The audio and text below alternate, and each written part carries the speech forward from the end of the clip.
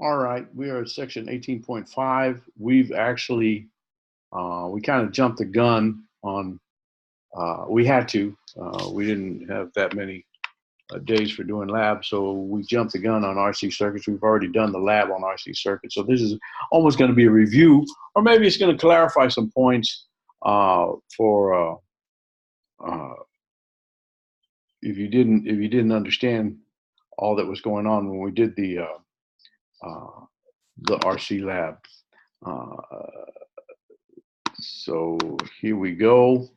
We have a schematic here of a RC circuit. You come out of the battery into the capacitor into the resistor. There's a switch. So the switch is open. You've got nothing. This is assuming that the capacitor is not charged. You close the switch, and immediately current starts flowing. So the current the charge on the capacitor hasn't built up yet. It's just starting. You've got maximum current on the resistor.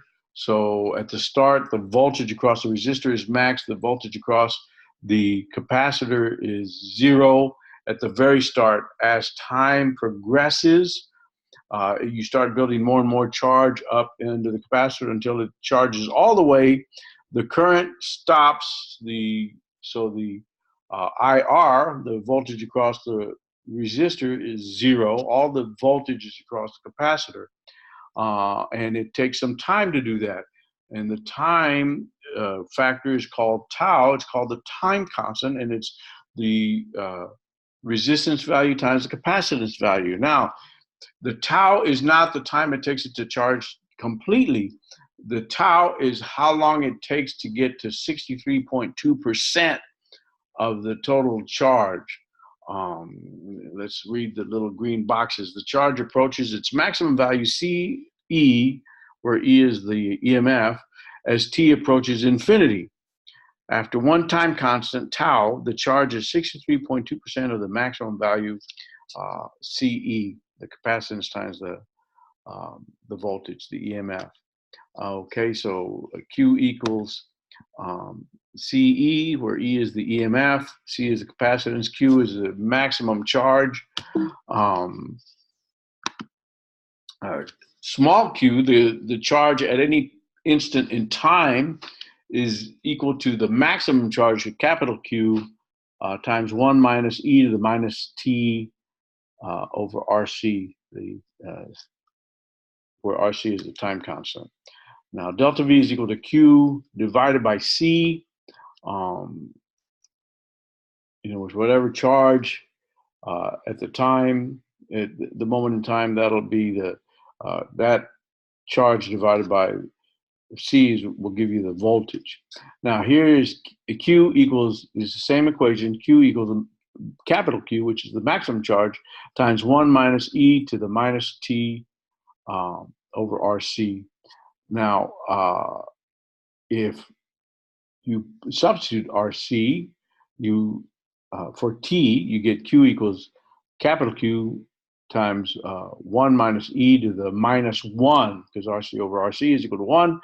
And if you look at 1 minus e to the minus 1, it's equal to 0.632 Q. So it's when we get to 63% of Q. The Q at 1 tau will equal 63.2% of Q. Now we've taken out the battery. Now we've got a charge capacitor, and now we're going to pass it through a resistor. The charge has its maximum value, Q, at t equals 0, and decays to 0 approximately exponentially as t approaches infinity. The charge drops to 36.8% of its initial value when one time constant has elapsed. And so the time constant is not about being fully charged. It has to do with, if you look, 63.2, 1 minus 63.2 is a 36.8% here. So Q is equal to QE to the minus T over RC. Delta V is equal to Q over C. Delta V equals to E, the EMF times E to the minus T over RC, and where E is equal to capital Q, which is the maximum charge, over C. And so this is kind of a review. You already did the charge and discharge problem in the lab. So this is hopefully served as a review. Maybe it clarified some points. We'll stop it there, stop share.